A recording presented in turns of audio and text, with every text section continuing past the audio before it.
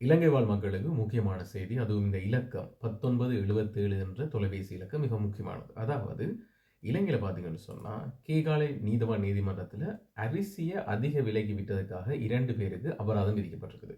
அதாவது ஒரு மொத்த விற்பனையாளருக்கு ரூ. 5,00,000 அபராதமும், ஒரு கடைக்காரருக்கு சூப்பர் மார்க்கெட் வச்சிருக்கிற ஒரு ஆளுக்கு ரூ. 1,00,000 அபராதம் விதிக்கப்பட்டிருக்குது. அப்ப இவங்க இந்த செய்தியினூடாக சொல்ல வர்றது என்ன சொன்னா, யாராக இருந்தாலும் நுகர்வோர் விவகார ஆணைக்குழு அதன் சட்டத்தின்படி யாராக இருந்தாலும் இலங்கை அரசாங்கத்தால் கட்டுப்பாட்டு விலை விதிக்கப்பட்ட அத்தியாவசிய பொருட்கள் ஏதேனும் விலை அதிகமாக விற்கப்படும் தருணத்தில் உங்களால் அதை ஆதாரபூர்வமாக நிரூபிக்க முடியுமாயின் இந்த 1977 என்ற இலக்கத்துக்கு, தொலைபேசி இலக்கத்துக்கு அழைப்பெடுத்து நீங்கள் இது தொடர்பான முறைப்பாடை முன்வைச்சா உடனடியாக அதுக்கு நடவடிக்கை எடுக்கப்படும்.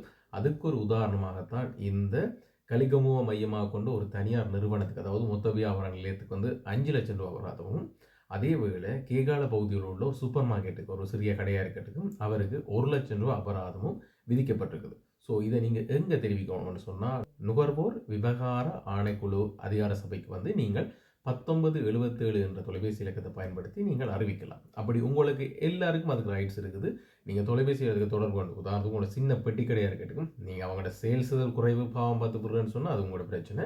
ஆனால் உங்கள்கிட்ட இருந்து கொள்ளை அடிக்கிறாங்கன்னு தெரிஞ்சும் நீங்கள் முட்டாள்தனமாக இருந்தீங்கன்னு சொன்னால் கட்டாயம் இந்த நம்பரை பாவிக்கணும். அவங்க உங்கள்கிட்ட கொள்ளை அடிக்கிறாங்கன்னு சொன்னால் கட்டாயம் 1977 தொலைபேசி இலக்கத்தை எடுத்து நீங்கள் உப்பை கூட விலை வைக்கிறாங்க, மாவை கூட விற்கிறாங்க, அரிசியை கூட விற்கிறாங்கன்னு சொல்லி முறைப்பாடு செய்யுங்க.